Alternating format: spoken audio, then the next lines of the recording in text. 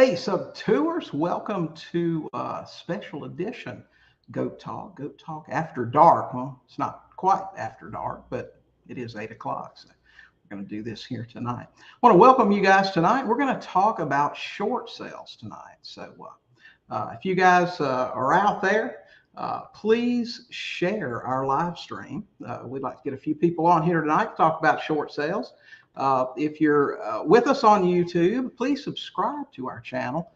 We release several videos each and every week. We do Goat Talk once a week and throw a podcast out there every once in a while. And listen, if you're looking for creative finance and sub-2 coaching, we'd like to offer you the most affordable and we think the best coaching on the planet, $7coaching.com.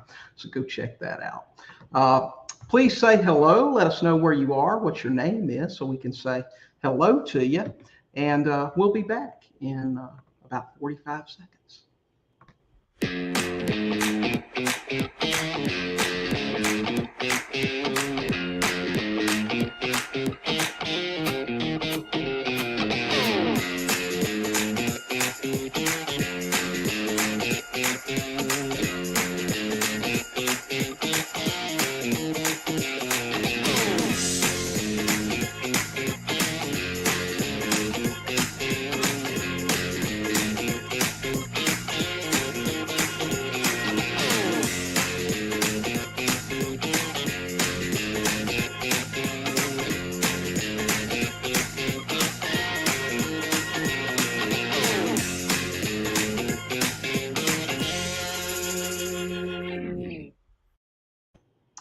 Hey, sub-tours, welcome to our special edition Goat Talk tonight, Goat Talk After Dark. Please say hey to us. Let us know where you are. Let us know if you've ever done a short sale. That's our topic tonight. We think we're going to start seeing some more short sales around here. Michael, good to see you. Matt's on here. Goodwin, good to see you. Hey, there's Mark. Where are you at tonight, Mark? Marty, good to see you tonight. Guys, we're not going to waste much time. We've got Mr. David Randolph in here tonight. He's going to do a presentation for us on short sales, and we are going to do Q&A after he's finished with his presentation. So you guys ask your questions in the comments, and as soon as he's done, we're going to try to answer as many of them as we can. So we're going to go ahead and bring David in. Hey, David, good to see you. Hello. Yeah. Great to see you. David is a short sale master, which is great that people like David fool with that stuff, man. I'll tell you, this is usually my comment. My wife's going to kill me, but I'm going to say it anyway. I usually tell people I would rather straddle and slide down a razor blade than do a short sale. But you like them. Absolutely. Yes. Right. Okay, so I'll tell you what, I'm not going to waste any time, man. We're just going to let you get going, tell everybody about yourself, and start your presentation. So we're going to go ahead and give you the floor and let you get going. How about that? Sounds excellent. All right. So we'll be back with questions as soon as David's done. So you guys hang out with us for a bit. Okay. Can everybody see? Can you see my slides, William? Yes, we got Okay, great. Okay, so we've had a couple talks on some Facebook Lives on short sales, and we had lots of people wanting to know more about the short sales, how the process works. And so I've got a little presentation that we're going to do for you this evening with it, kind of try to take you through it step by step. And you're going to want to take notes, and you want to get pencil and paper. Remember, I'm an engineer, and so this is stuff that you want to write down and remember and stuff. And of course, I know I've always hated presentations where you see these slides and you can't keep up with it. So if you want the slides, just text the word short to my phone number, 636-685-2990. And after the presentation, I'll send you the slides because I'm a little busy at the moment, obviously. But I am really excited to be here with William and to share with his group, the Sub-2 group, about short sales, because it's one little facet of the Sub-2 area that people often forget about. You're talking to the homeowner about taking over their loan subject to, right? And you're going to get that house, you're going to rent it out, resell it on a wrap. Lots of techniques that William teaches you, but you don't want to do it if they owe too much money, right? Why do you want to take over payments on something that's worth, twice as much? Obviously there's a point where you want to do it because it's close, but what if it's not worth that and it's way too high? So these short sales, I'm just going to do a short story on short sales tonight because it's a little niche area that I've been doing for 11 years. And so I'm going to fly through some things, give you some background, go through and explain a little bit more how to identify short sales out there when you're talking to these homeowners with it and stuff. So, so a little bit of market data. I am a data junkie nerd, and so I kind of like stuff here. And so there's a couple key points that people need to be aware of. There's no short sales, and people say that, and people say, oh, short sales are starting to pick up. Well, listen, I've been doing them for 11 years. They don't have to pick up. They were just fine pre-pandemic with me. And I'll tell you more about some of the ones that I've done. But this is what's really key, that the moratorium on mortgage forbearance ended way back in July of 2021 after 18 months of no payments. We created so many short sales because nobody had to make their payment and they fell behind. And yes, home prices have risen, and we can quote year-over-year rises for a year or two, but people forget it's a mathematical equation, and the debt went up because he didn't have to make any payments. And so when that moratorium ended, when the banks were not forced to ignore it for so long and were allowed to actually do something, they increased foreclosures 27% in the very first month alone. And they've been gearing up and staffing every single month, since then. They just don't have the people to foreclose, the staff to foreclose on everybody. So it's a growing situation you must be aware of with it. Now, how many? 1.5 million seriously delinquent loans as of March of 2022, the last quarter where we got solid data. This is from Black Knight. 1.5 million people in America. That's a lot of people. That's about 3 to 4 times normal. And I was just happy pre-pandemic doing millions of dollars worth of short sales just, on myself. I'm just a little guy and stuff. Now there's 1.5 million people that haven't paid their loan, okay, and stuff. And so basically the percentage rate was about 4.1%. But here's a key. You want to know what loans to go after. See that bottom line there, FHA delinquency rate, 9.58%. That's catastrophic. 1 out of 10 loans in America that are FHA are delinquent. That's catastrophic, okay? That foreclosure, that, missing their payments, 10% of them, 1 out of 10 loans are missing their mortgage payments and haven't paid them. This is hard to read here, but out of that 1.6 million people, it just breaks it down to about 460,000 for Fannie Mae loans, 600,000 for FHA loans, and about 491,000 for what are called portfolio loans, non-governmental loans with it. And here's a little bit of data from Black Knight. I always like to give the source. And once again, if you text short to my phone number on the screen, you can get all these slides and read these reports and stuff like that.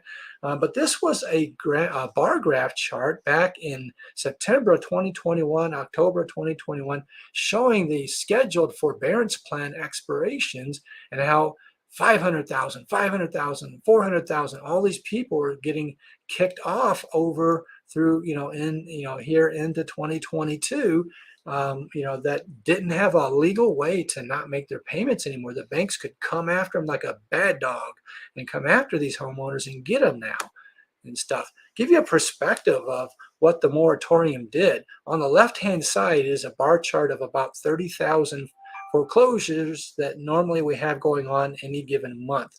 During the pandemic, during the forbearance, there was only about 5,000. Boy, if you were one of those guys at the courthouse steps buying houses, you were out of a job, right? I mean, those people were there. There was no place to go. There was no homes. That was a bad deal in real estate for those guys that only were buying courthouse step properties because there weren't any. They all kind of went away. Now people say, "Hey, David,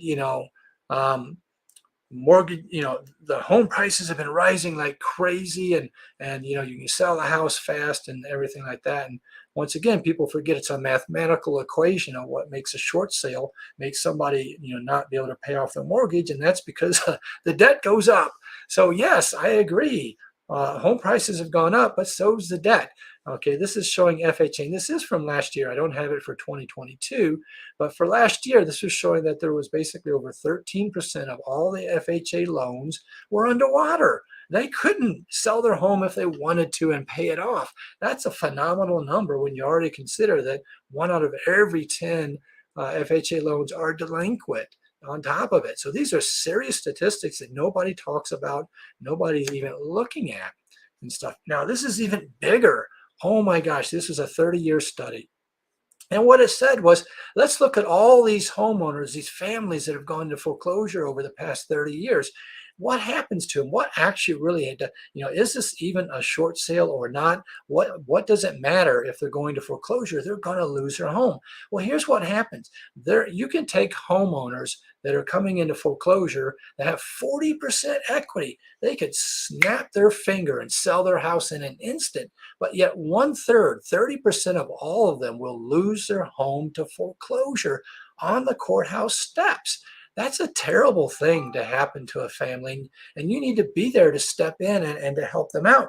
They're going into foreclosure, step in with a sub-2 deal, take over the mortgage, help them out, okay? If they owe too much, then, do the short sale. It's just a subset, of taking over the loan subject to, and now I will have to admit, guys, that I got pretty good at this, and quite honestly, even if they owe exactly what it's worth, I've got the ability to convince the bank it's worth like $25,000 instead of $200,000. And so there are times where basically the homeowner says, look, I already moved out. I don't want the house. Just get rid of it. If you can get me some money from the bank to move, that's great. If you can keep them from foreclosing on me and putting it on my record, that's great. Just have at it. And so I can take this bank at a 200,000 and swing them down to only having to pay 50,000 for the house. So the short sale process isn't just necessarily completely underwater people. It's really anybody who has a foreclosure coming up, so you can step in and you can save them. Okay, and so now, well, but David, they can refinance their loan. They can just do a modification. Well, here's some statistics you need to be aware of. You can't refinance your loan without a job, right? There's nothing to refinance into. There's over 1.2 million fewer jobs than there were back in February 2020 before the pandemic. 1.2 million fewer jobs.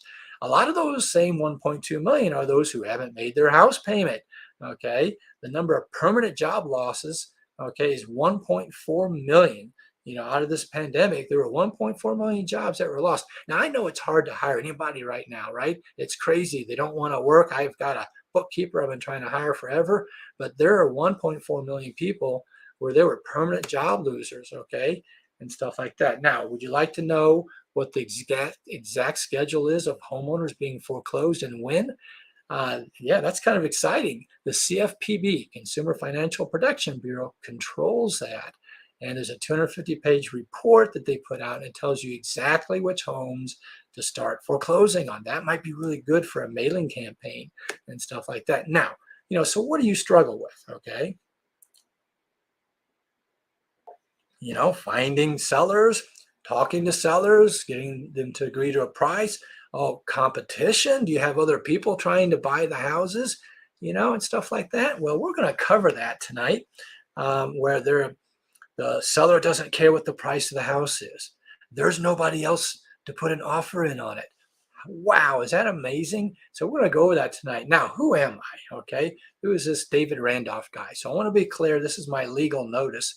It's not fancy like Mr. Jeff Watson has, but basically I have to tell you, I'm not an attorney. I'm not an accountant. I'm not even a real estate agent. I'm not a realtor, guys. And I don't play any of these on TV on it. I'm not even an actor. No part of this presentation is tax or legal advice. This is just my experience for the past 11 years, in short sales. This is how I've bought my houses, okay? Now, Why should you listen to me? Look, I have learned from the best, both local and national expert. I do lots of research. I make a lot of money. I like processes, step-by-step procedures. I'm an engineer. I'm a full-time entrepreneur with multiple business streams and income streams with it. My background is chemical engineering and computer science. I retired from my corporate job in 2006 at the age of 42 to homeschool my kids. There was one slight problem. They actually got out of high school and went to college, and now there was 2010. Whoops, what do we do now, honey? And so we became full-time real estate investors in 2010. Now, I'm just a small guy. I'm not part of some syndication. I'm not part of some other big company. I'm just a regular guy with my own companies. My realty renovator buys, rehabs, and sells about 5 to 10 houses a year. I'm a rehabber. Don't hold that against me. It's just kind of something I started out doing. All my renovated houses listed under 260,000 have actually sold in 7 days or less at list price or higher for 11 years. They're drop dead gorgeous houses. My typical profit is 90 grand per house. And that's because I negotiate and buy short sales. Okay, working directly with the homeowner and the lender. I want to be very clear. These are not houses on the MLS. The realtors already screwed it up if they have it listed on the MLS as a short sale. Instead, you're doing these mailings to homeowners, right? For sub two, you want to take over the loan. They're calling you up. They're telling you their situation, with it and stuff. And so I'm working directly with the homeowner and the bank, okay, and stuff like that. And so I'm also a hard money lender. I've been so blessed in real estate for 11 years. William and we've been blessed in real estate. It's one of the greatest fields out there. That basically I now have over 3 million in my retirement accounts, not syndicated money. And I'm a hard money lender. So I help other, rehabbers out. So, I've been doing that for 8 years, lending out to other people. I will actually give you all the money to buy that. My heart and passion is for new rehabbers to get started like me. So I give you all the money to buy the house, all the money to fix the house up, all the money for the points on the loan, and all the money for the monthly interest payments. You need $0, in your checking account and stuff and everything. And if you want more on my lending program, you can contact me later with it. But it's about short sales tonight. But this is kind of my background. Hey, 2018, I started doing one-on-one real estate coaching, and I created this half-day rehab workshop and ARV workshop because in that 8 years of lending, people didn't know what the ARV was or how to do the rehab cost. And my wife getting mad because I was on the phone all the time. And so I made these online workshops for people to teach them that. Then I hit the big time Hollywood. I was asked to do a presentation at the local St. Louis real estate investors meeting, okay, and stuff. And so I sat in the chair the entire time. There's 150 people there. I was scared, nervous, never got up, and basically, then they all got mad at me at the end because there's nothing to sell, no products, no nothing. I was just a regular guy.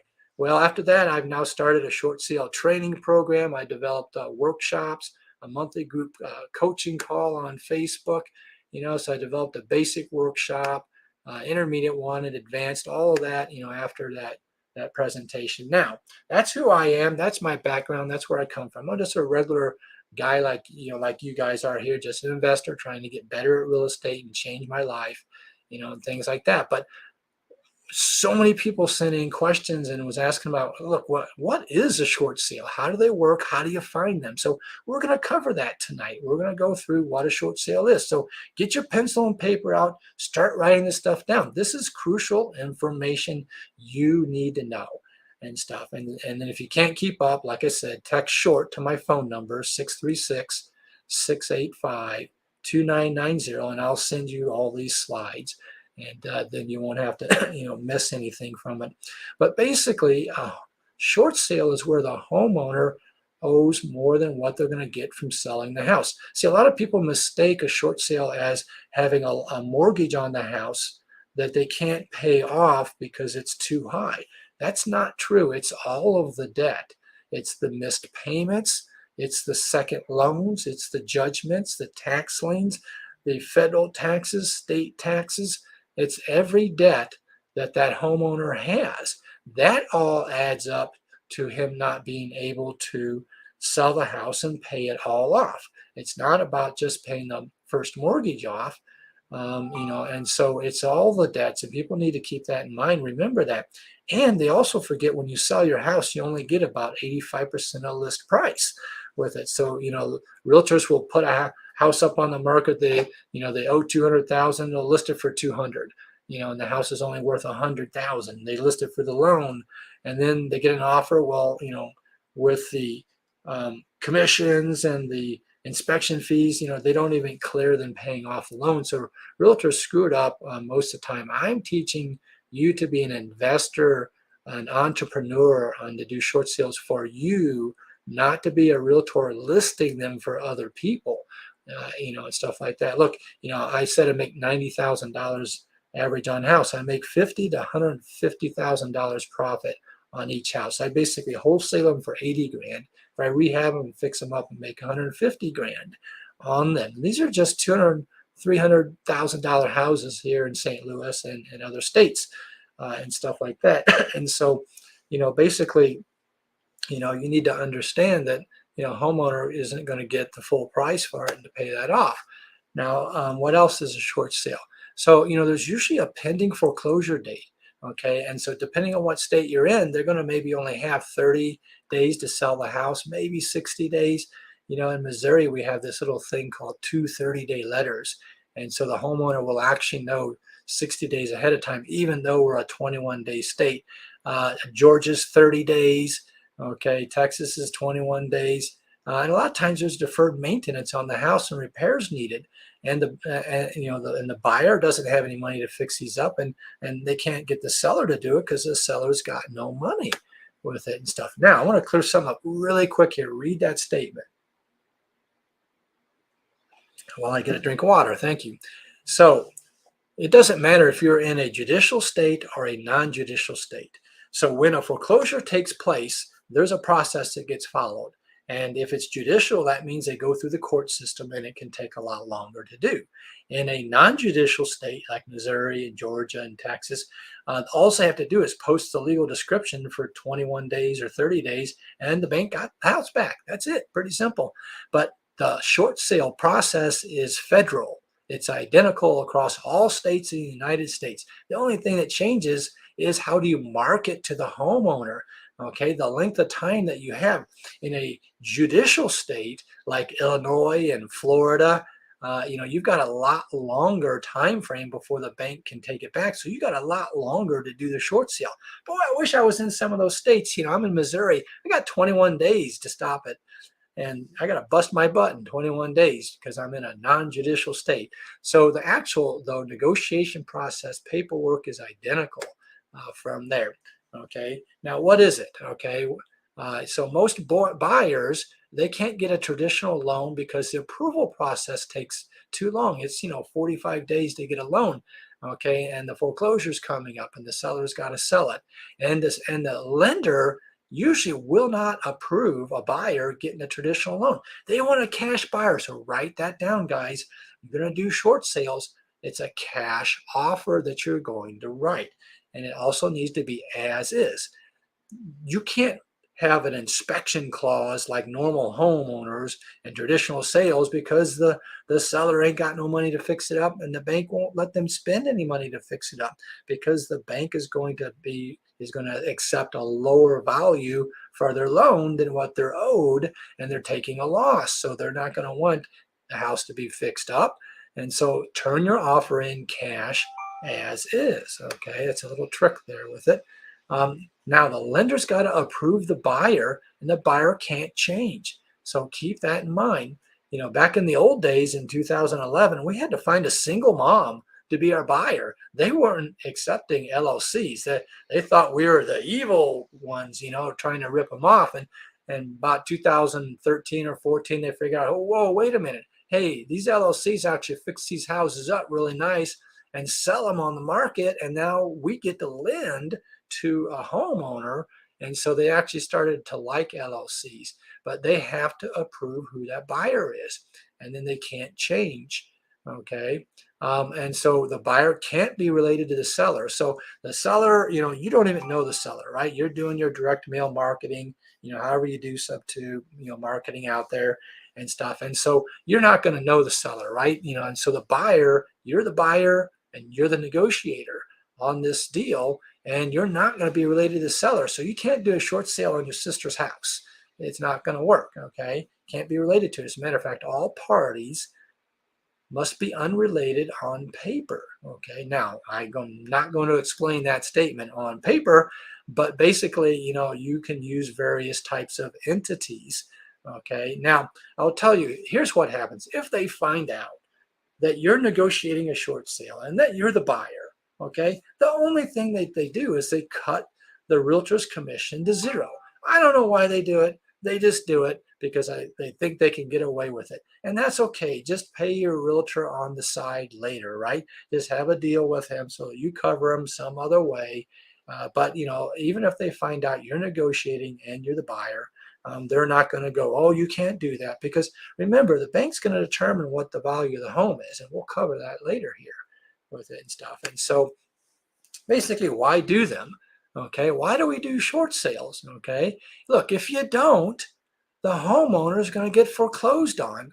Okay, the bank needs to be paid in full, unless they agree to something else. So if you don't do it, the homeowner is going to get foreclosed on. Okay, the borrower, the homeowner, is going to have a deficiency in most states, and they're going to basically owe the balance that the bank doesn't get back.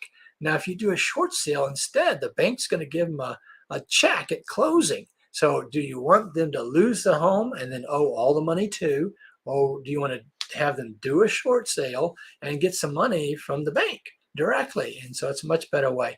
The borrower, okay, from a foreclosure is going to have a 300-point hit on their credit for about 7 years. That's terrible, terrible. I mean, that's a 300 points and it doesn't go away for 7 years. So you don't want that foreclosure, and this is why you want to do them, why the homeowner wants to do them. Hey, this might be some good reasons for you to write down to tell the homeowner, when they say, well, what's a short sale and how's it going to help me? Write this stuff down and tell them, with it and stuff. And so, you can't let them do the foreclosure. You can't, don't let them do it.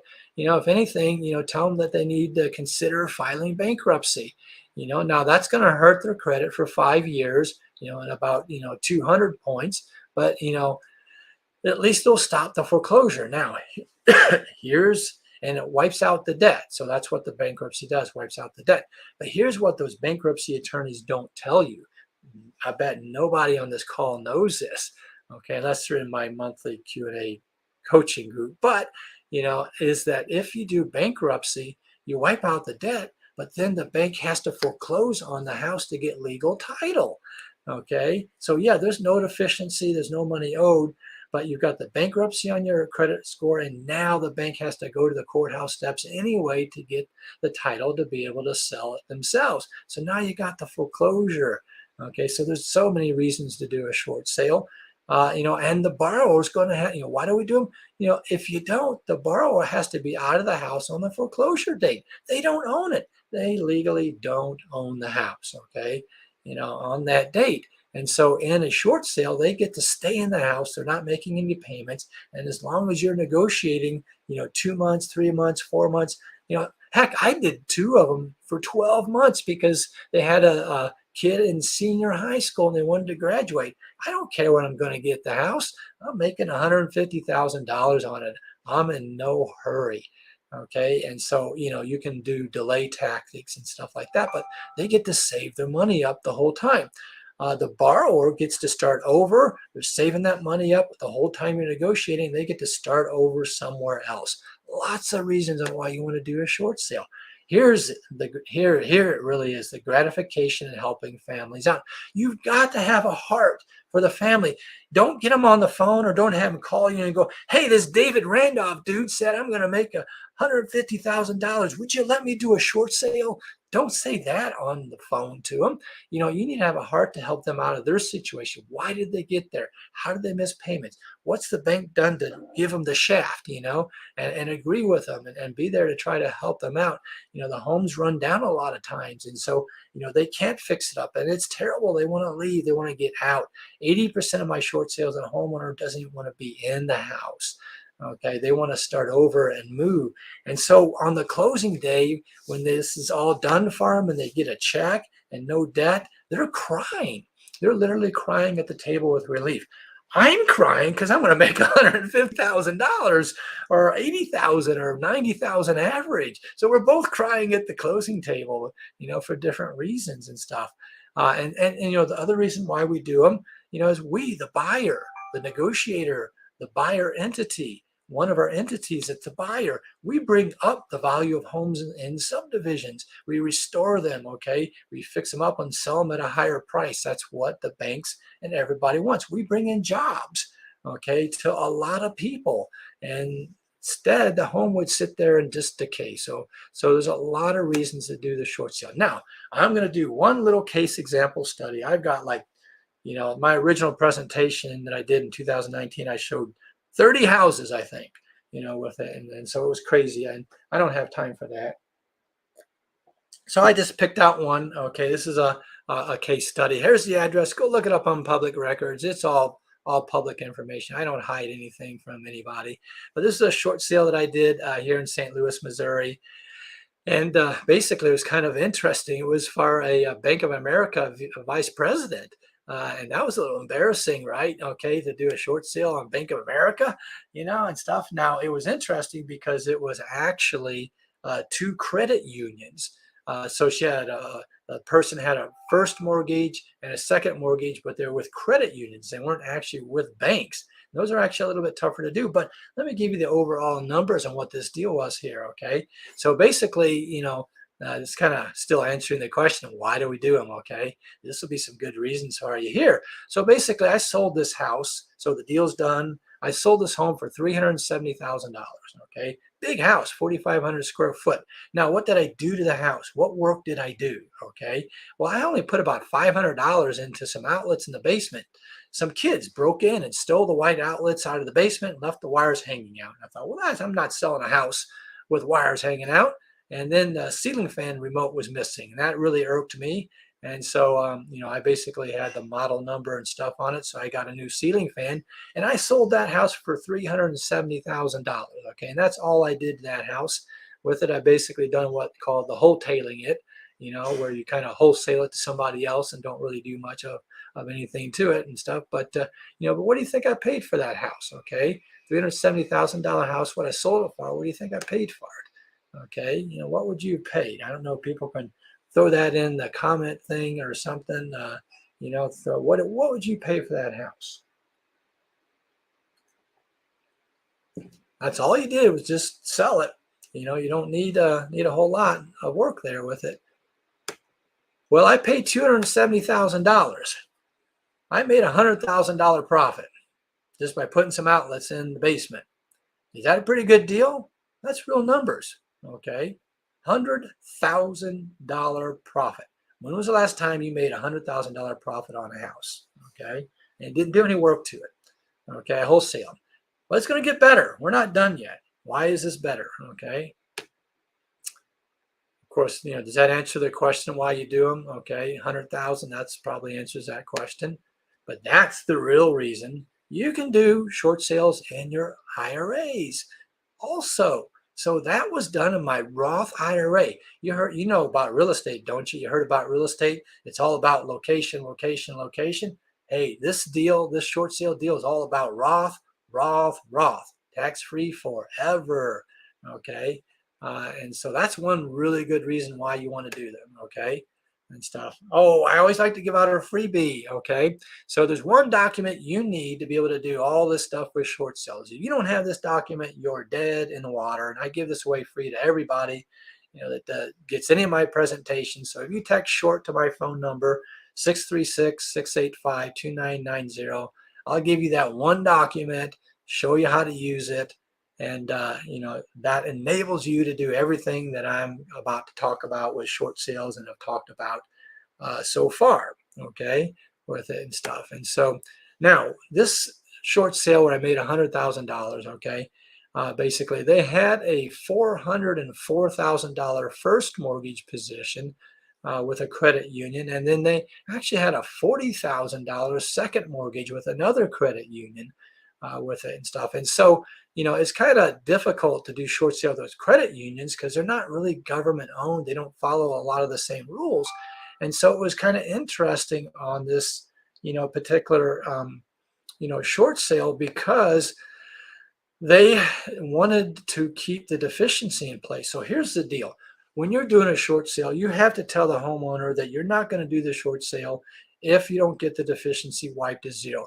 Look, you can't have integrity with people. You can't go and do a short sale and make, all this money and then have the bank come after them for the deficiency. So you have to do something to wipe that out.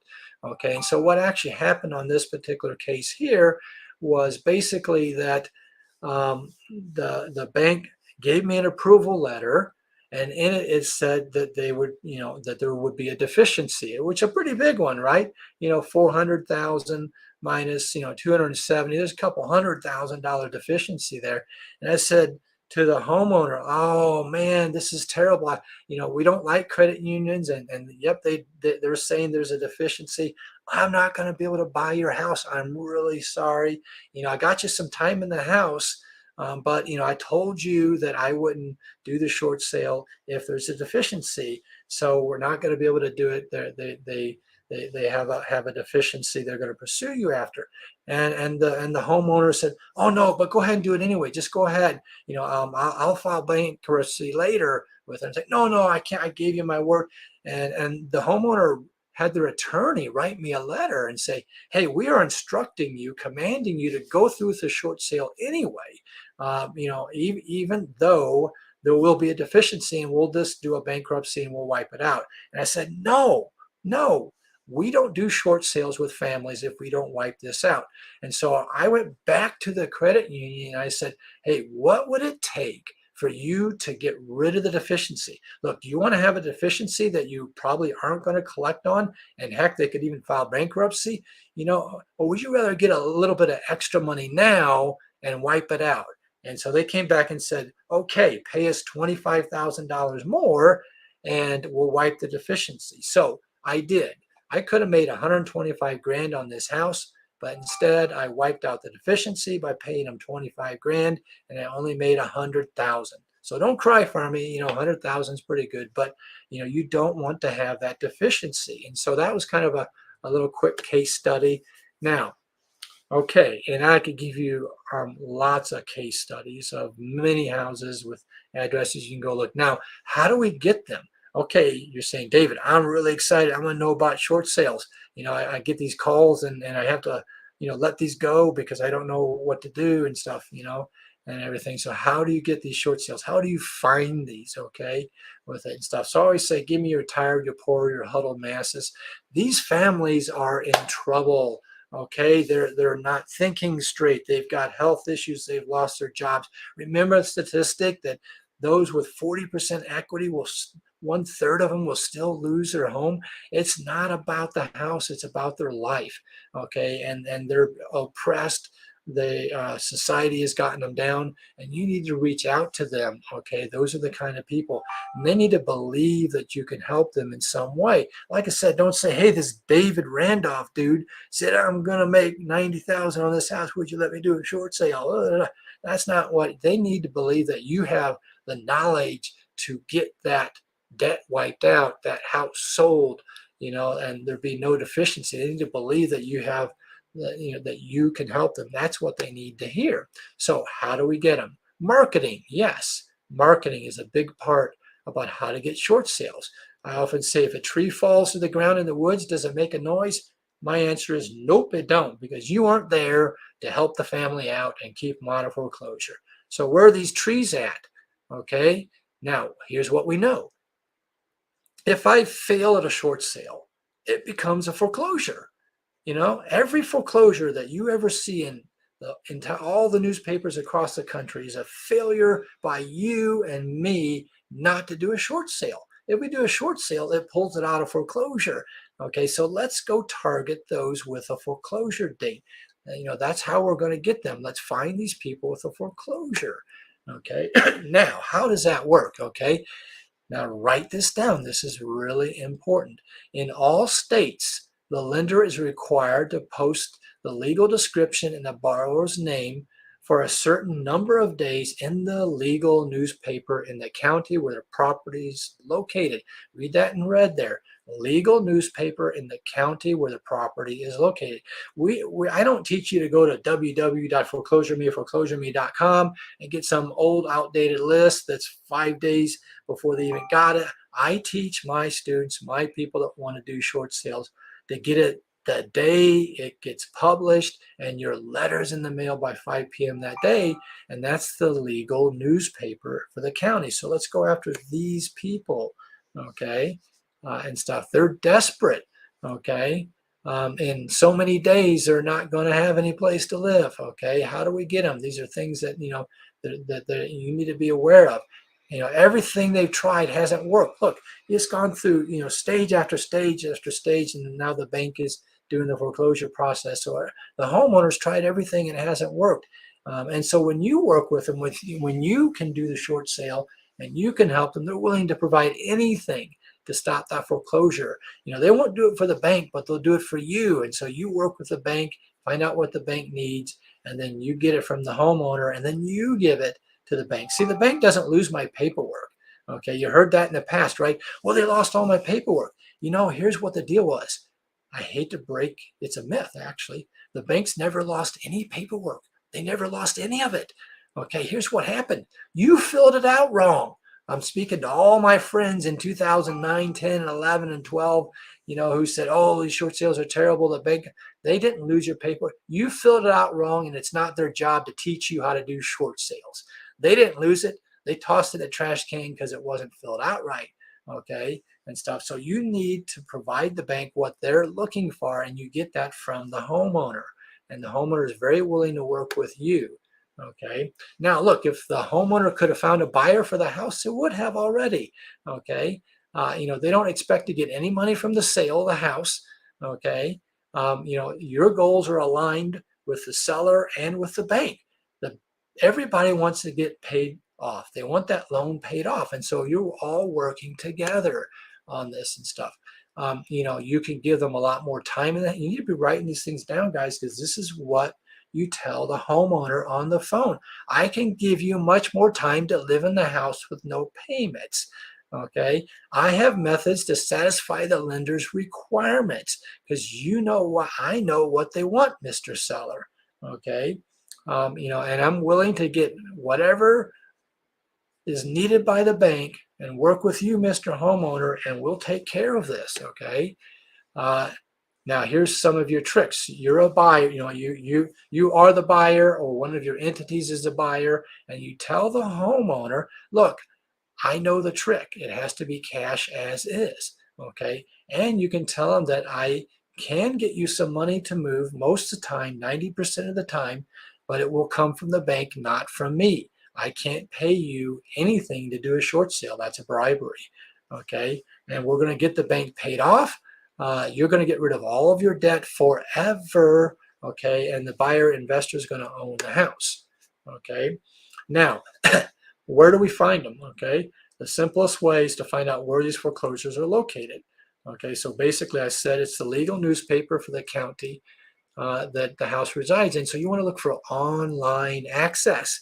Okay, we got a lot of people go to the courthouse steps. God bless your soul, that's great. But a lot of days in this modern age, they got online access from the county legal newspaper for it. So you don't always have to go down there to the courthouse steps. There's other reasons to go down there, but I can kind of show you how to find the online access, for these. Now, I don't even know who's on the call or whatever on, live Zoom thing, watching it later on. I can't show every county, but I'll show you one from Missouri, okay?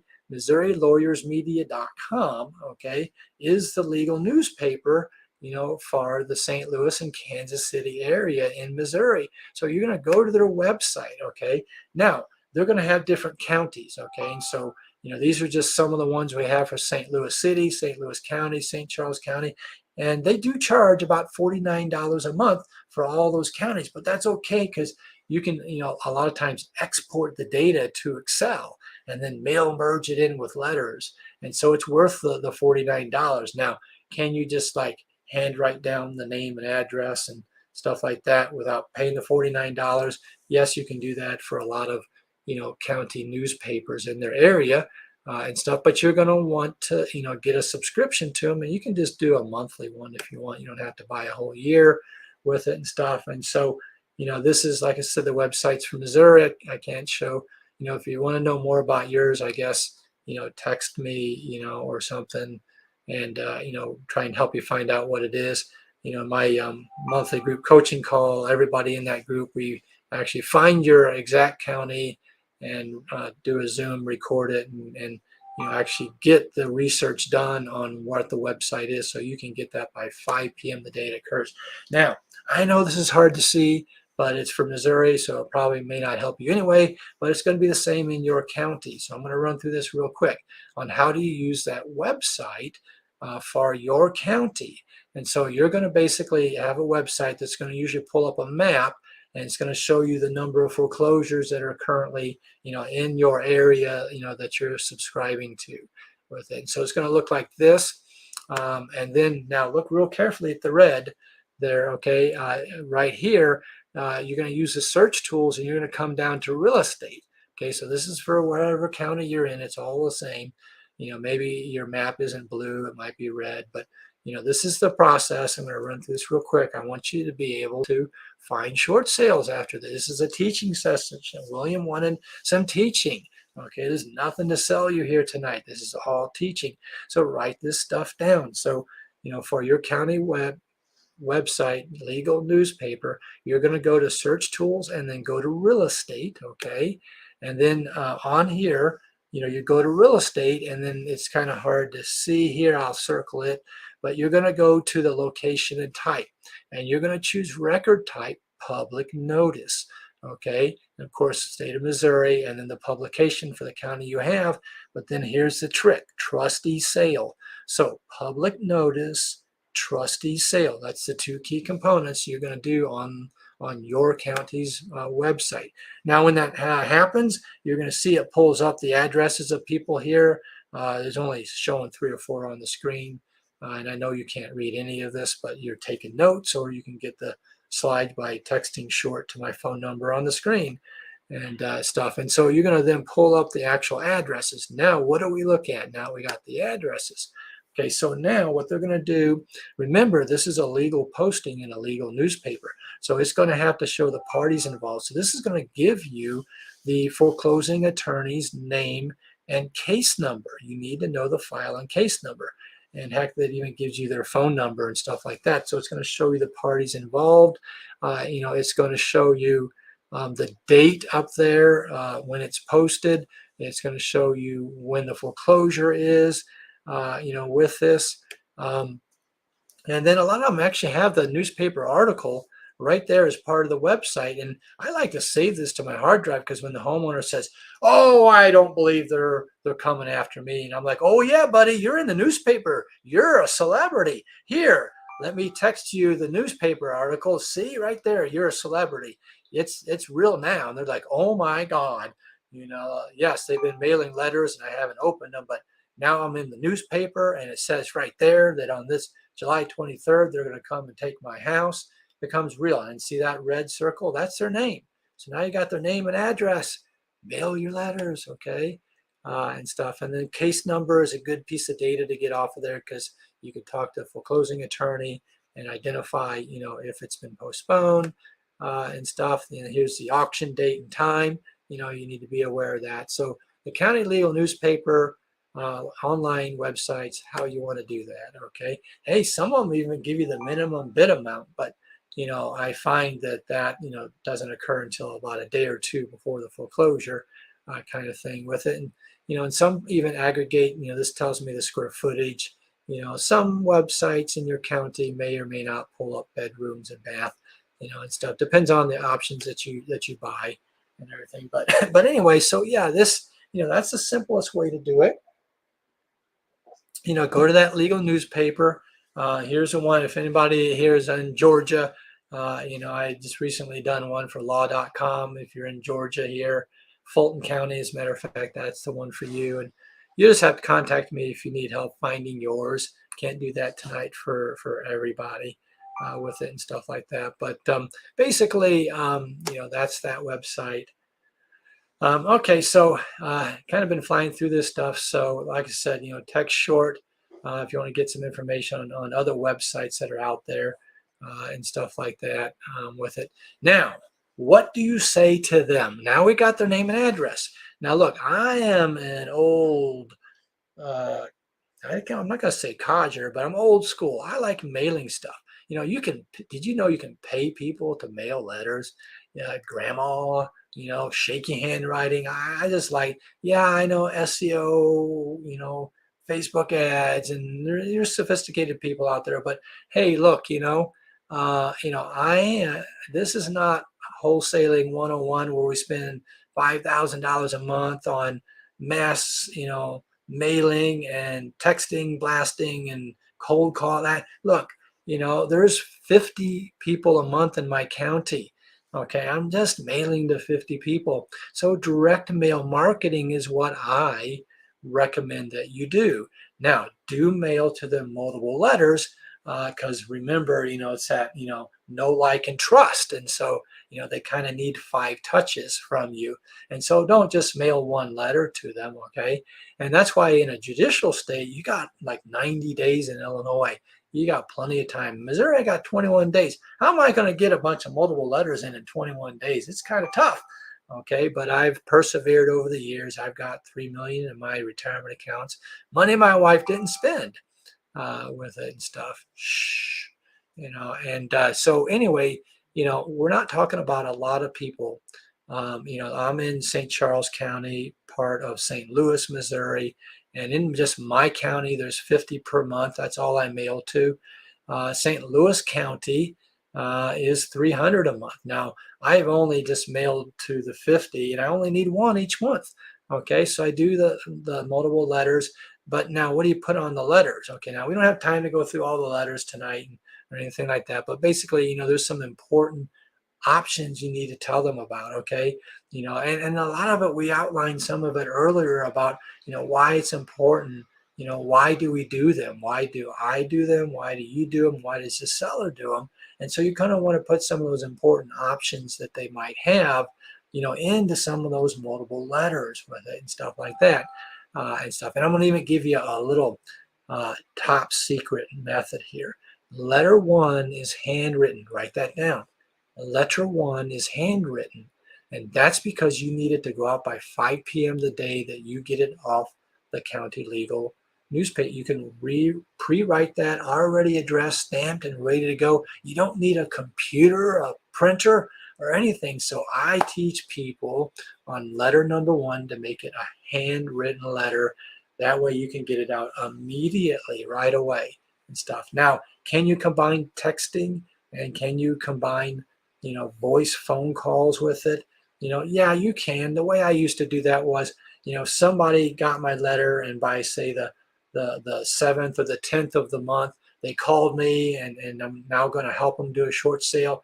That was great. But if it came to be like the 21st of the month, the month's almost over and I don't have a short sale, I like to do one a month and I don't. So I might get a little desperate then. I might text them and I might make some phone calls, to those 50 people, on there if they don't respond, to the letters. I basically might do that, with it. Just depends on how soon they kind of respond with it.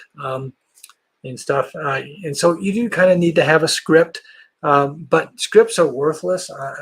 It's the head knowledge you need from the script, because I can tell you, and I have scripts, for my students, but what happens is you get down 1 or 2 legs down the tree, And it's like you branch so far away. It's like, oh my gosh, I can't find it on the script. Mr. Seller, hold on. And you went this branch and that went branch, and you just need to have the knowledge of it. Okay. You need to tell them, three important factors, about the facts of a short sale. And some of that basically is, the net that they're going to get out of the house. We talked about this earlier. When you go to list your house, okay, you're not going to get what you listed for, okay, because you got commissions, you got inspections, and you got closing costs and real estate taxes. And so, you need to kind of go and outline, in your head knowledge, the script, that you kind of memorize so you understand facts and figures. Then no matter what question they ask you, if you got the head knowledge, then you're scripting on your own, kind of thing. So you need to tell them, one of the most important statements, okay, is that you can buy the house. I can tell you so many letters come to these homeowners with a foreclosure date. And if you read them, they say, hey, I got somebody who wants to buy your house. Hey, I know someone that wants to buy your house.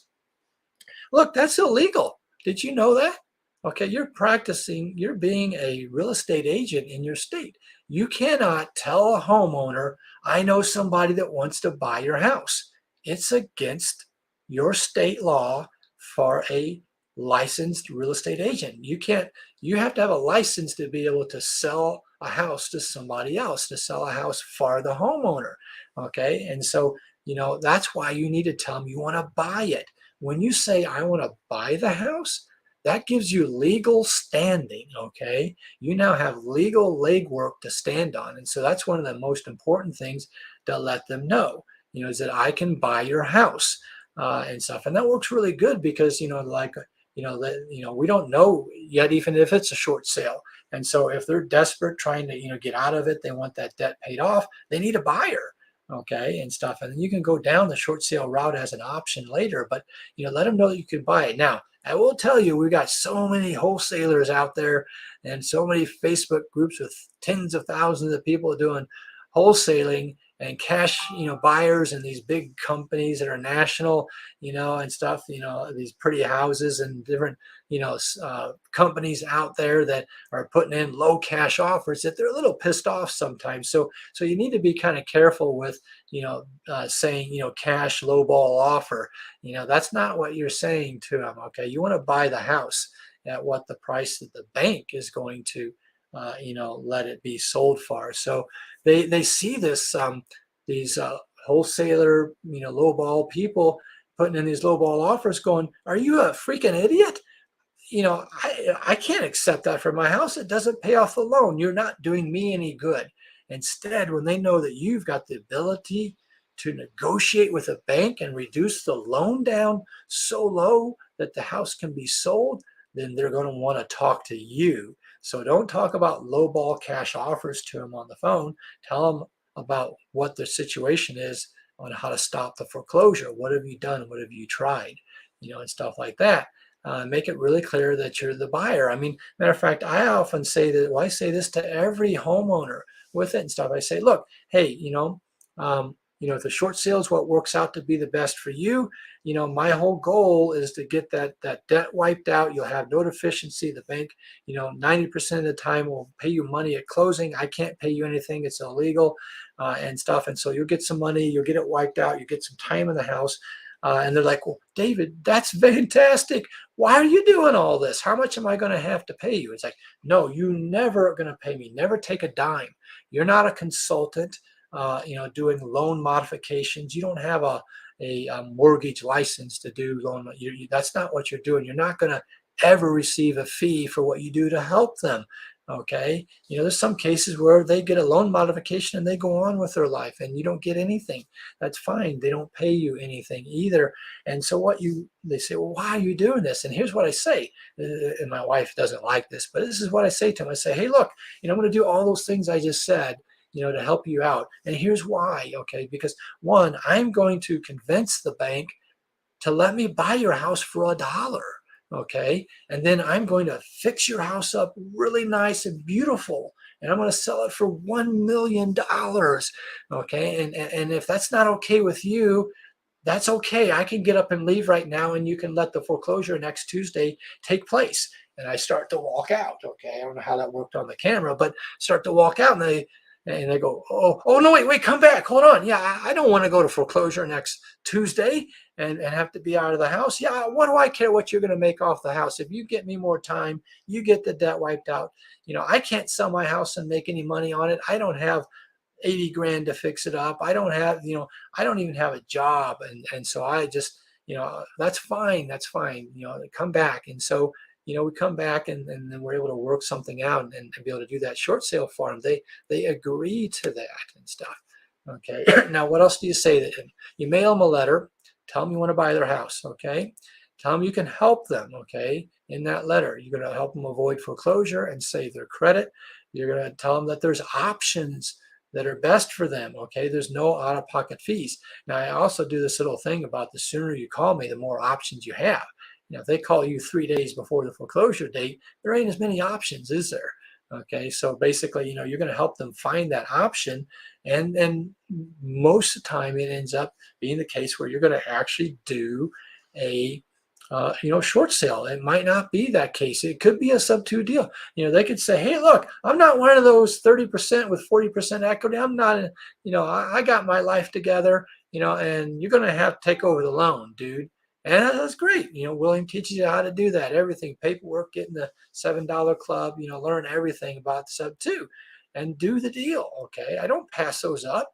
Okay. But when the homeowner is done and gone and wiped, and they want you to just take over everything for them, okay, give them time in that house, to save their money up and other things like that, and that's what you're going to tell them in these letters, these multiple letters that you're going to mail out. You're going to tell them that you can pay cash as is. Okay, that's very important because the banks aren't going to accept a buyer who has to qualify for a loan.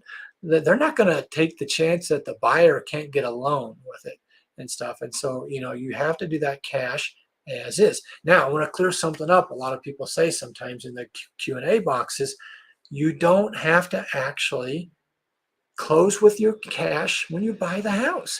It's the offer that's cash as is. But when you come to closing, in all states in the United States, the Maris contract, the realtor board form, lets you say cash, but then you're allowed to come to closing with a loan. So I get a loan on all my houses. Okay, I never pay cash for my houses. Why would I pay cash for my houses? I want my cash ready to go in case I need to do something the next day.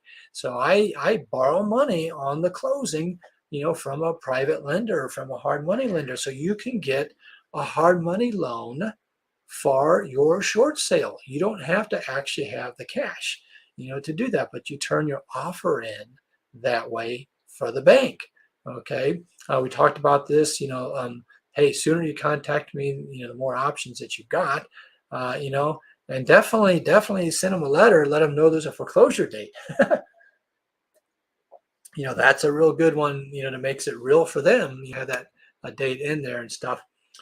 We don't have time. We're not going to do the script thing here, but basically, this is what I do in a longer presentation, and you can get that if you text short to my phone number, 636-685-2990, and everything like that. But the key areas that in your script is, now for Missouri, okay, and every state's different, but in Missouri, they have 7 years to come get the money from you.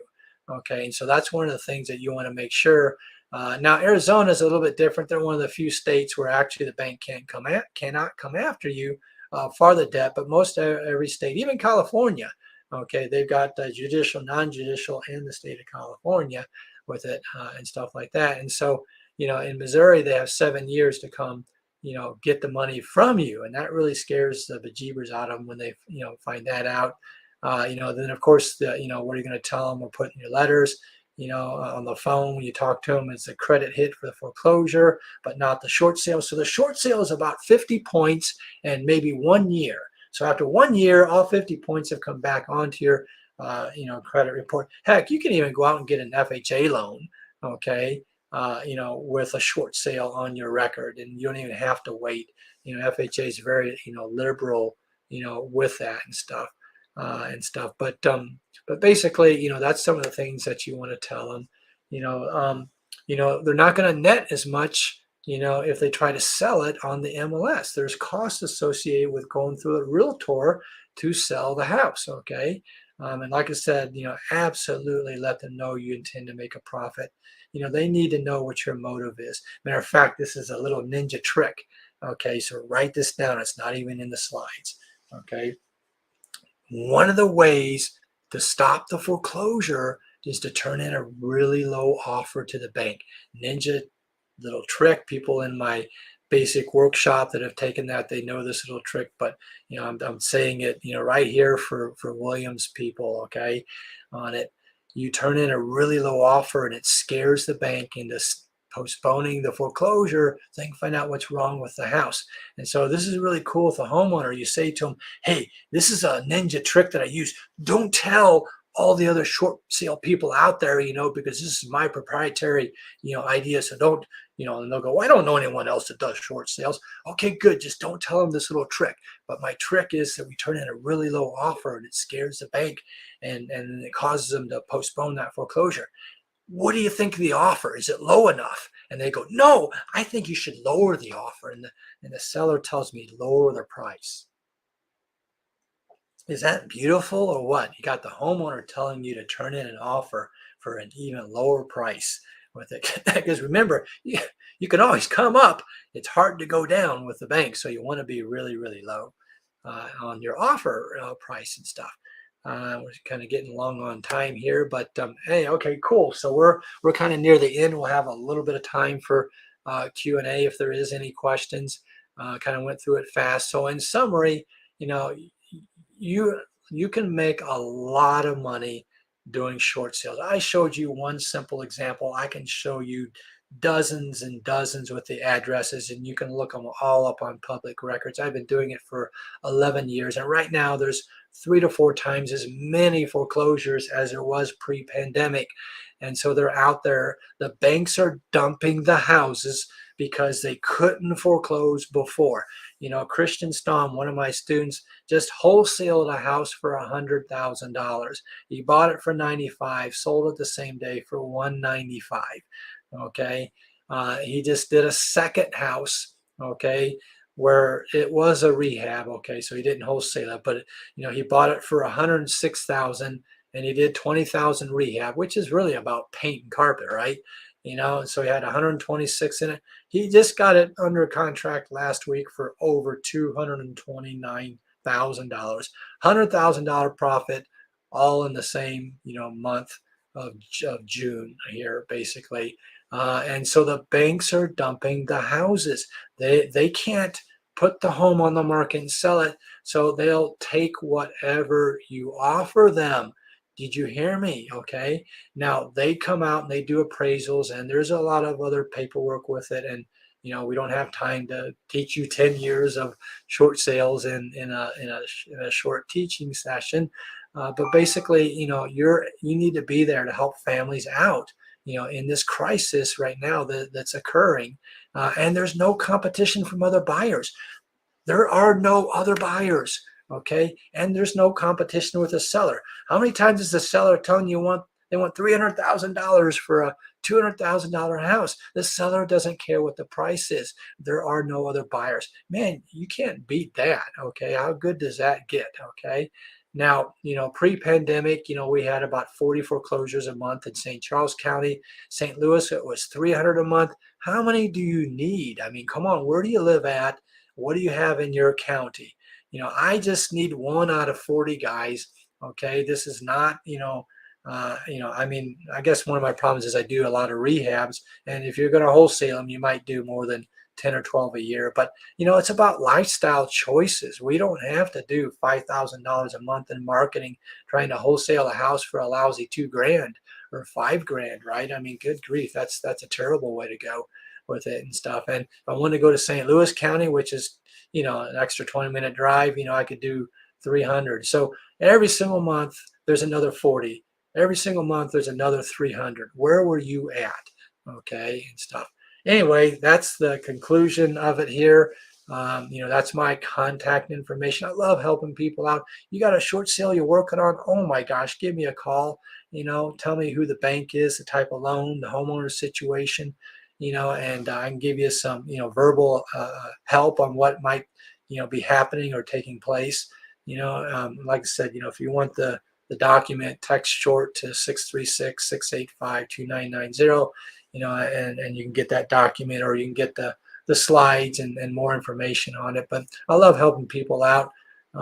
It's gratifying. The families, are happy.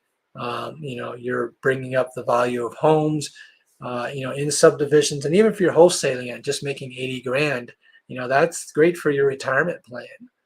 Put it in the bank and stuff. But William, that's about it for the slides. Okay. Man, that was some great information, David. We really, really appreciate that. We've got a few questions and comments. And if you guys have questions, go ahead and throw those over into the comments section. We'll get to those. Let's see what we've got here. Marty had a comment here. He said, my first flip on my own in 2013 was a short sale. Okay, great. That's fantastic, because William, that's what you tell the homeowner on the phone. Mr. Seller, I went through this in 2013 and it was terrible. And I vowed that I would help families out. And I learned everything I could. Maybe you might even say I learned everything I could from David Randolph on how to do short sales, and tell them you went through it yourself. That's a great witness for them on the phone. Mm-hmm. Okay, Corey, excited about this call. Hey, we're glad you're here with us, Corey. Matt said, how many deals do you do a month? How many short sales, David? Just one a month, 5 to 10 a year. I'm making 50 to 150 grand on each one. How much money do you need? I know what you mean. That's one of the things I try to tell my students. You don't have to buy 20 houses a month to make a lot of money. Exactly. You can still have a life. Right. Yeah. It's about quality of life. Right. Refresh, ETC. This is interesting. Great. Glad you guys like this. Crystal asks, how do you make sure there are no liens or judgments against the property? You want to find out and then negotiate them off of the property. Okay, so you use a title company who will do a title report, and it will give you those liens and judgments, and then you'll get the paper statement from the homeowner, and you'll call that judgment up and say, hey, I got a foreclosure notice. You're about to get Zippo. Would you like to get $500 instead? And so they say, oh my gosh, yeah. And so they give you a payoff letter. Okay. It's great. Matter of fact, a lot of people will stay away from those and say, well, there's 2 or 3 judgments or second liens. No, we get all those wiped off. That's the good kind to go after. No one else can help the family. Okay. Crystal had another question. Do you mostly get a response from mail marketing or from calls and texts? Quite honestly, it's from the mail marketing. And like I said, I will call them about mid-month, because I'll get worried that I'm not going to get my one for the month. And so I'll call them. And this is kind of interesting little trick here. You don't want them to answer the phone. You want them, they're going to think you're a credit collector, a debt collector, and they're not going to talk to you, which is great, because you're going to leave a pre-written message on their phone that forces them to listen to your voice, right? Because you're leaving a message, they're going to listen to it later. And so you can do a lot to help educate them, so then they now know your number and they call you back. If they answer the phone, you're going to go, I forgot what, you're, and so, so it's good actually. And so a lot of times I will make those calls because they're real easy, to do with it. But I really get the stuff from the mail and the letter, because it's real, it's two-dimensional on their table, and they'll call from there. Right. Okay. Chance said, awesome presentation. Thanks, Thank Chance. you. Thank you. Appreciate that. Drinking from a fire hose. Oh, this was a garden hose. This wasn't no fire hose. Denise asked, are these all short sales that your student was able to make a profit? Yeah, I mean, I've got a one-on-one coaching program. My best students are making $100,000 on their very first short sale. I can document it. Okay. I got students in 6 different states, and then I've got my online workshop that anyone in the United States can take that because it's online. And so, yeah, people don't realize due to the moratorium and the COVID that there are so many people that are delinquent and they can never make up those 18 months of payments. And so they're just being foreclosed on slowly by the banks. I've got a question for you, David, and I know there's probably some people that are thinking this too.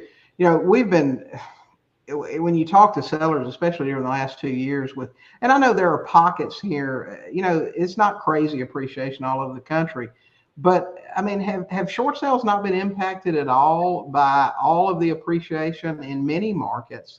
You can still get a bank to take less, even though there's a lot of equity in that property. How is that? How does that work? Yeah, exactly. The reason is the bank is looking at a non-performing debt. When they have a non-performing debt, they must take the entire loan off their books plus a 15-to-1 ratio. So if you've got a $100,000 loan, they got to take $1.5 million off their books. They'd much rather have you pay them 50 grand and now go back out and be able to make loans in the general public. And that's one of their big motivating factors is they've got this non-performing debt, which brings down their whole system. Now, I will tell you, yeah, homes are appreciating, but not the homes that are run down, not the homes where homeowners have not paid their debt and the debt's been increasing. So yeah, the sales price has gone up, but the debt's been going up with it, for the past 18 months. So their debt is much higher, plus their penalties and everything else. And so, there's 13% of all the FHA loans that can't sell it. That's a huge number. Look, you're not looking for a lot of houses here, just a couple a month. Right. Okay. Let's see. Mark had a question. I'm curious, how many short sales do you have to start to get one closed? I would start around 25 to get one accepted. I found a lot of banks would not come off enough on their price. Oh gosh, that's terrible. I've lost 4 short sales in 11 years. 4 short sales in 11 years. I don't know what you're doing, but it's not right, because there's definitely 25 to get one accepted. See, the problem is that I teach how to do it as an investor. There are so many realtors that just list a home and list it for the loan value versus what the actual value is, and they've already screwed up the whole thing. You got to make this look like a duck and quack like a duck. If you go back to my house that I sold for $275,000, I bought it for $29,600. Okay, if you look at the MLS listing, the history of it, you'll see that the day it went on the MLS, the listing price was 32 grand. Okay, I actually was too high. And I did negotiate down one time to 29.6. You got to make the duck look like a duck and quack like a duck. And so, there's definitely something wrong in your technique. The way I teach it is completely different as an investor. Okay. Matt said, how many other people on your county hit the same foreclosure list if it's so small? Well, like I said, it's 40 in St. Charles County, 300 in St. Louis County. How many people does it take to get 300? That's an awful lot of people. You're just looking for 1 or 2 with it. And so this isn't, like I said, a mass. You're not going to be doing lots and lots of short sales. I think what Matt's asking is how many people are working that small number. I mean, I think I can tell you. Yeah, okay, yeah. I think I can tell you that, because when the seller calls me and I go over to their house and I do some stuff with them, I always say, hey, can I have all of those letters on your table that they sent you? And I like to look at the letter. And there's usually about 10 to 20 letters on their table from the foreclosure. So, there's about 10 or 20 people that actually do mail out and market to them. So I think that's about how many. But once again, there's 320 people that send out stuff. That's 10 per month. You can't keep up with that. There's plenty of them out there. And right now it's 3.5 to 5 times as many because of the 1.5 million people. That's what I'm doing. Hey, well, okay. What's your secret, David? If they're getting 10 to 20, why are they talking to you? That's I've often wondered that myself, and I go, well, hey, why did you pick me? Well, what was it? Well, my name's David and your name is David. And I'm like, oh, cool. Shake their hand. I go out. There's January. Okay. The next month I go, okay, hey, why did you pick me on it? Oh, well, I like the green letter you sent.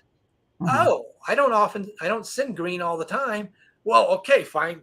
February's done. There's no rhyme or reason to Right. it. Okay. I'll tell you this, after doing this for 23 years and talking to thousands and thousands and thousands of people in foreclosure with some other kind of problem, I have found that you can send just about any message in the world. A lot of times it's just right place, right time. They check the Exactly. mail today, your letter or your card was in there, and today's the day they're going to do something. That's just the way it works. There's just no real rhyme or reason to it. Yep. Denise said, do you show how to use an LLC to transfer to another investor if I want to wholesale? Yeah, I could show you that. I've got other techniques that are even better, Mhm. really. So two things is one, FHA, allows you to sell the house. Now you have to close on it and resell it. Okay, Mhm. so Right. you can't change the buyer, you can't assign the contract, but you can close and sell FHA the very same day. Mhm. Fannie Mae is a 90-day deed restriction. Right. They make you wait 90 days. Now Right. I get around that. Okay, by you're saying a technique you could do Right. that with an LLC. I use a land trust, Mhm. William. I think That's you right. teach land trust, right? So we Mhm. can sell the beneficial interest and not Right. wait the 90 days. So I have that documentation I developed over time that Mhm. makes the bank accept the buyer being in a land trust. I'll tell That's you this, David. This has happened to me, I don't know, half a dozen times where we've bought property subject to, done a quick rehab, and listed and sold, and never got a question from an FHA buyer's lender, even though it was within 90 days. And I've always credited that to the fact that we take title in a trust and they just assume it was the same owner. They just assume exactly. it is. Right. Yep, A exactly. trust is so good for so many reasons, for sure.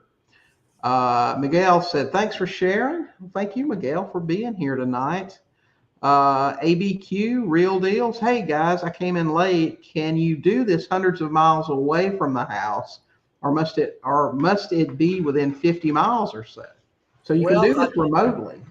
yeah, remotely. Now, I think that there's extra work needed because there's a key to my process, and that is never ever. I said I lost, 4 short sales. Well, two of those was because I wasn't there when they did the appraisal, and the bank's appraiser just showed up at the house, and the homeowner let him in.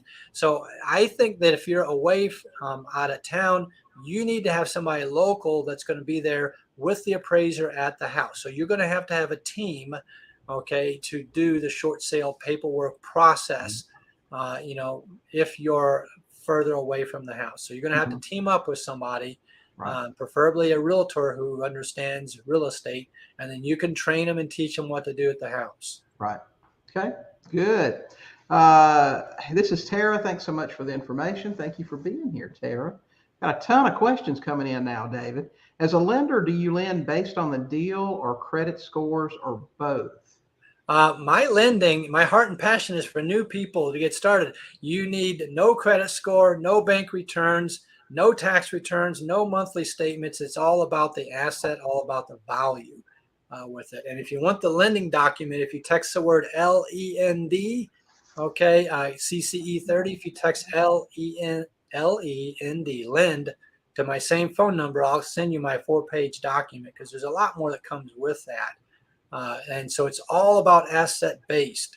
It's not about your credit score. Heck, if you don't have a job, you might even be more qualified because now you can bird dog the rehab, right? So actually, not having a job might make you more qualified. But it's So about helping you out. they can text lend to the same number, the Yes. 685-2990. Yes. Okay, awesome. All right, let's see. Next question. Are your short sales in your home state only? I think he just sort of No, answered I've got that. students in 6 different states doing short sales, all over the place. Okay. All right. Sam said, do these banks have a short sale department or a foreclosure department to know which department to contact? What are you telling the bank person making the decision? Are these nationwide big bank lenders also? Great question, Sam. So there's three departments: customer service, short sale department, and foreclosure department. Okay, and none of them really talk to each other. And so if you got that freebie document I talk about earlier in my slides, you're going to send that to the customer service department. Okay. But then you're going to want to talk to the short sale negotiation. They call it loss mitigation. So you don't always say, let me speak to short sale department. You say, let me speak to loss mitigation. So you're going to start with customer service to get your authorization in, and then you're going to quickly move to loss mitigation. And you hope you never talk to the foreclosure department. Those people are just there every so many months or so trying to foreclose on your house, and they just get in your way with it and stuff. So customer service first, get to loss mitigation. What am I telling the bank person making the decision? So look, I'm giving them a package, okay? And maybe sometime we can do another teaching session on the packages, but it's over 40 pages. And so you're making a duck look like a duck. You're getting repair estimate, CMAs, and you're basically telling the bank about the condition of the home. And then are these nationwide big bank lenders? I like the big bank lenders because, they're not driving down the street, seeing that house next door selling for 80 grand over list, right? They're a big bank somewhere else. And so they don't know what's happening in St. Louis or St. Charles County or Illinois. So the big banks are easier to deal with. Now, I'll tell you, I have started doing short sales with local banks because I found out they're handing it over to Fannie Mae and not actually doing the negotiation. So I did recently start doing local bank short sales, whereas before, I was dealing with the VP of the bank and he was driving past the very house that we're doing the short sale on. And so it's a little hard to make the duck look like a duck.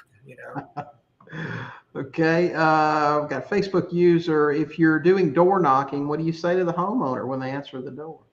Well, basically, you need to tell them that I work with families to help stop the bank from stealing your home. Did you know you had a foreclosure date on whatever the date might be? And so you say, I work with families in the area. And so that will get you past the, lowball cash offer kind of thing. Mm-hmm. You can tell them that, I can also buy your house. They may say, well, wait, I only owe $5 on the house. Okay, I'm not going to do a short sale, or I'm not even going to let it go to foreclosure. And then you say, Right. oh, well, okay, I can also buy your house. I'll pay you, $10 and pay your loan off or whatever, Oh, wait, sorry, we don't pay loans off. I apologize, William.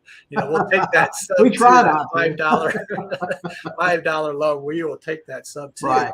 I totally agree with that. The approach, and be sincere in it, but that you're there to help, because very few people will knock on a door, and the ones that do, hey, I'm here to buy your house. But when you approach them with, listen, I understand the bank's trying to take your house. They've hired lawyers to help them. I'm here to see if there's something I can do, for you. Then they'll talk to you. Exactly. Yeah, for sure. Yep. Denise said, with a short sale, I thought an agent must list the property, or you have to work with a realtor on the short sale. Great question, Denise. In the old days, I had my own purchase sale contract form, and I had a series of letters that I gave the bank that said, do you really want me to get a realtor on this? Do you really want, look, you already came out and you know what price you want for it. If I go get a realtor, your net's going to go down because are you sure? And about that, fourth letter, they say, you know what? We don't need a realtor. Okay. Now I will tell you, I'm lazy in today's age, and it's just easier for me to have a realtor on my team. But I do all the paperwork.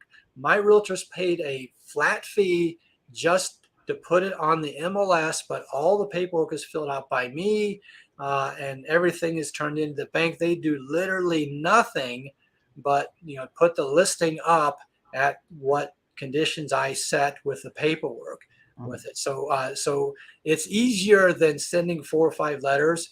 And like FHA, they're little sticklers about having it on the MLS. So I just kind of caved in, and it's easier just to have a realtor on my team and pay him a flat fee. Okay.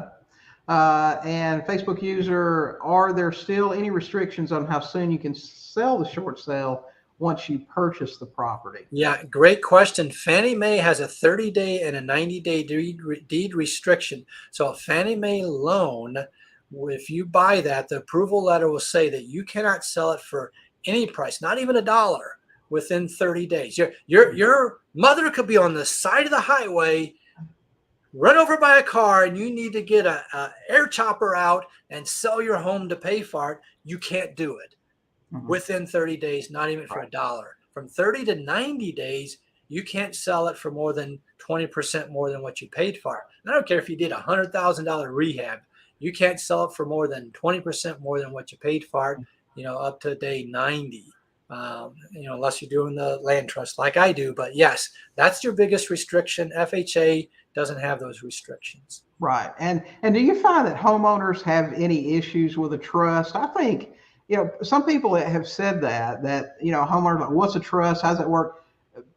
I think it's all in the way you present it, David. If you present it like it's just a normal way to do business, people don't really question that. Yeah, you just say, hey, look, you've heard of living trust, right? The rich people got it. You're a rich person now, And so, living trust, that's what rich people have. So you just say, hey, this is like a living trust. And now you're a rich person, you made the big time. Now, the other thing too is, with rehabbers, you do the same thing because it keeps the title, that 90-day thing when you're going to sell to an FHA buyer, a new buyer, you have to own it for 90 days when you rehab it. And this lets that days on the clock keep ticking. Whereas, if you try to, change title or ownership, then their clock starts all over. So rehabbers will easily take a land trust. They love them. Right. Okay. Mark said, you mentioned about the large number of FHA loans, and my experience is that they have a formula. They will not accept less than some percentage, like 85% of their BPO. Ooh, write this down. Everybody write this down. This is a big secret. I hope that we don't get shut down, William. So if the signal goes dead, they got us. But I'll write this down, everybody. 88%, 86%, 84%. So it's not a BPO, it's a full appraisal. And so there'll be a full appraisal value. And so they will accept 88% as the net in the first 30 days. If you wait 60 days, they're going to take 86%. And if you wait another 30 days, they'll accept 84%. Now, I don't often wait 90 days to get the 84% because I usually get this appraisal to come in and be, half of the value of the home. I'm very happy to pay the 88%. But yeah, it's very good. Absolutely. It's 88, 86, 84. Okay. All right. And Mark's got another question. I'm curious because all of the short sales I've dealt with, they were either required an appraisal or BPO, and they would always make sure that I met the appraiser or broker to let them in and meet them at the house. And they just, and I have just not seen them taking the kind of low offers you're talking about. And I've had short sale training with a national guru. Well, I'm sorry for that. That's too bad. You can correct that somehow and not use a national guru. Basically, there's a package and there's statements and there's things that you do at the house with the appraiser. And so there's two kinds. FHA is a full appraisal, and I don't like those. I'll be honest with you, with it because I'll give another secret. Fannie Mae is 84.01%. Okay, Fannie Mae will take 84%. Now, FHA is 88, and they do the full appraisal. So I don't like FHA short sales as much because theoretically I'm not going to make as much.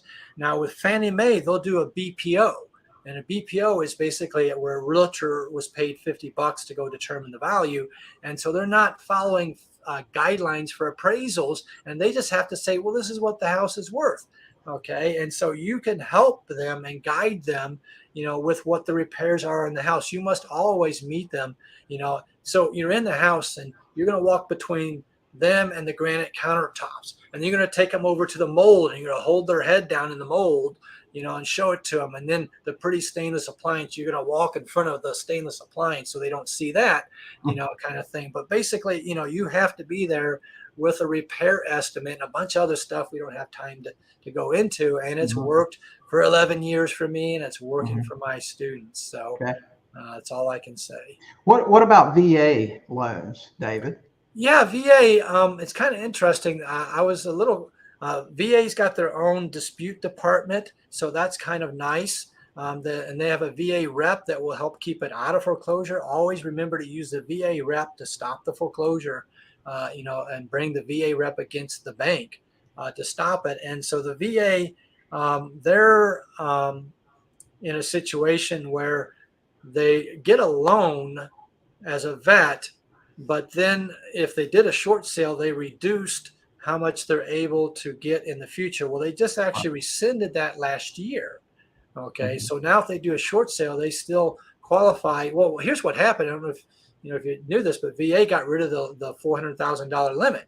Oh Okay. yeah, gosh, I read something just yesterday that in some locations their limit is over $900,000 now. Yeah, so now when you do a short sale, it doesn't reduce how much they can borrow in the Hmm. future with Right. it. So yeah, I like to do the VA ones. Okay. Awesome. Great. Okay, so guys, that's it. We've covered all of our questions. David, now they can text short to your number here, 636-685-2990 to get the slides from tonight. They can also text LEND, LEND, for information on your private money lending that you do. Is Yep, that yep. right?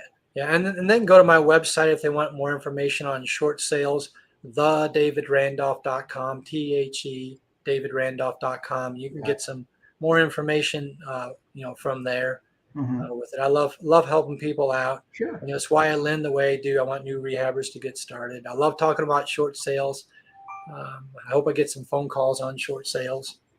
Oh yeah. Well, you guys check him out, the David Randolph. And listen, if guys, y'all comment on this and let us know.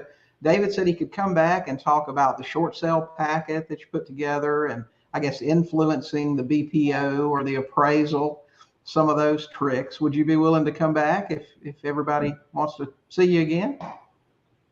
Yeah, that would be Yeah. fantastic. All right, awesome. Well, you guys let us know in the comments, and we'll see if we can get David back to do that. So, David, again, thanks so much for visiting with us tonight and sharing all the information about short sales. Well, William, thank We you very much appreciate for having me on. I really appreciate what you do for your community and helping families out. You've been doing this for so long, and you got so much experience. You know that it's real, and you know that it works. And so I really it. appreciate what you do for the whole community. Okay. Well, thanks so much. Appreciate you. All right, guys, that is it for this episode of Goat Talk After Dark. You guys like the show at night? I don't know, better than in the day. Jody keeps trying to tell me we should do these at night, but I don't know. Y'all let us know. Let us know in the comments. And I guess we'll see you this coming Thursday during the day at 11 Eastern.